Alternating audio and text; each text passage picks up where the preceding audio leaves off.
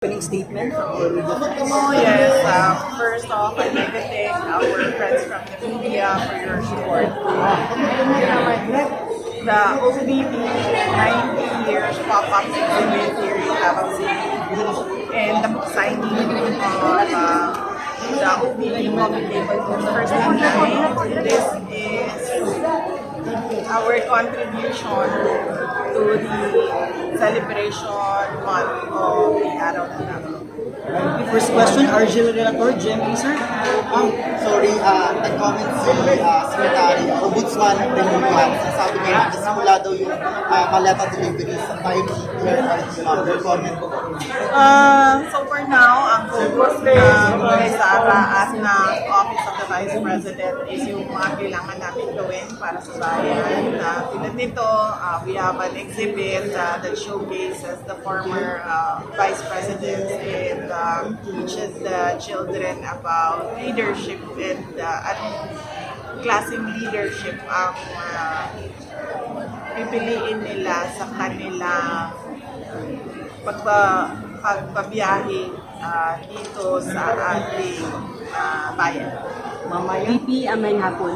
Akong question is, sukad atong simula nung nag-pronounce ka that you intention to run for 2028. Maraming nag-float na names for your VP. My question is, may qualifications ka bang isi-set na for your partner as VP and meron na ba tayong nakita? As I mentioned noong episode na Di Balik ang Tapang at sa akin, nabanggit ko yun na meron akong ni-recruit last year. Is it me? But hindi pa siya nag-decide kung tatakbo siya for Vice President or hindi. Antayin na lang natin yung desisyon niya, huwag na lang natin siya tulungin, huwag na natin siya pangalanan kasi maka-atakihin siya, sasirain yung pangalan niya. So, biyaan natin siya mag-desisyon. Ma'am Ru?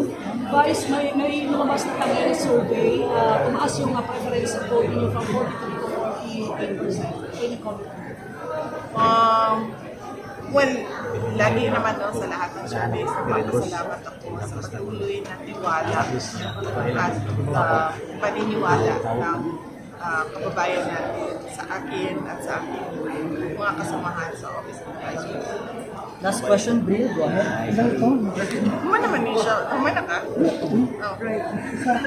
Ito, Monday na yung deadline ng submission. So, Yung comment mo, ma'am, after the sufficient substance. Ayun. 10 days, ma'am, Monday daw po. Nakapag-send po ba kayo ng response?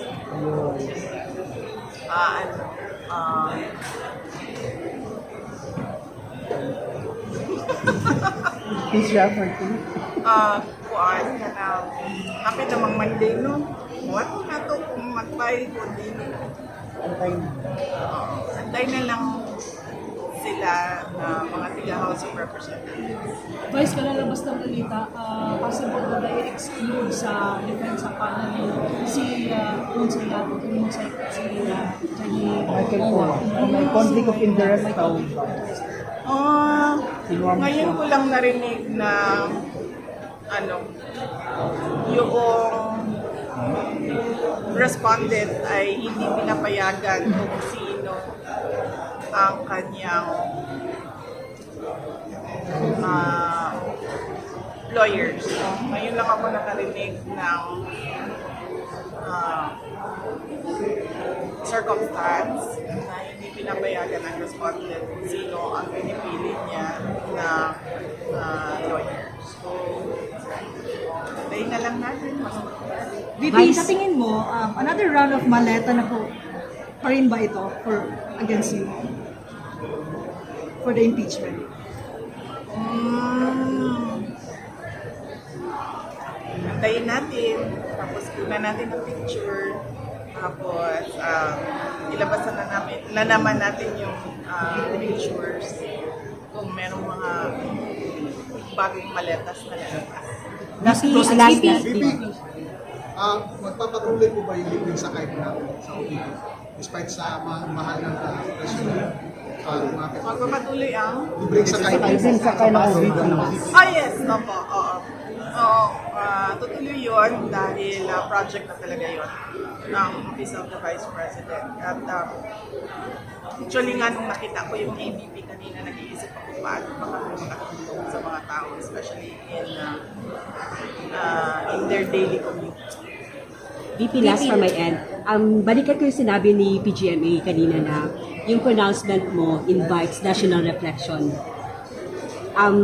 Meron bang nag-reflect ka ba? Or ano kung meron man on your part, ano yung mga reflection na ginawa? Ang pagkakaintindi ko kasi sa kanya, sa speech na kanina is reflection on the part of the members of the House of Representatives. VP, sa lahat ng mga nangyayari, VP, how are you holding up? Oh, I'm okay. Thank you. How are you holding up? Umiyak siya kanina. Or are you move on daw? Paano mag-move on? Paano siguro? Prayers and meditation. Ay nga na. Malapit na yung birthday ni PRD. Ano yung mga plans mo sa Events. Oh, andito ako kasi it's around the Davao Parade. So, nandito ako sa Davao. Mag-join ka ng party. Will you join the activities mo? Yes, as usual. Dito si Attorney Guanzon nag-pronounce na tatakbong senator. May mga ano ba, may mga lumalapit na ba sa'yo na magpa-line up or your senatorial slate sa 2028? So how are you considering them? Allergic ako sa mga politiko. Consider lang nila ako. So mga ilan sila dito na nila, including Attorney Guanzon. Apat na. VP, sabi ni Saya pa ba? Manimaan ka kin sa tong mga ni Tridor sa inyo. Hindi ka madumo. I don't take it personally kasi para sa akin siya. Yung ginawa nila sa akin, personal yun sa akin. So, bilang isang politician, natural na ganun ang gagawin sa iyo. So, wala lang yun sa akin. Pero ang ginawa nila sa bayan, yung corruption at yung abuso nila, hindi yan personal sa akin. So, hindi natin yan palalampasin.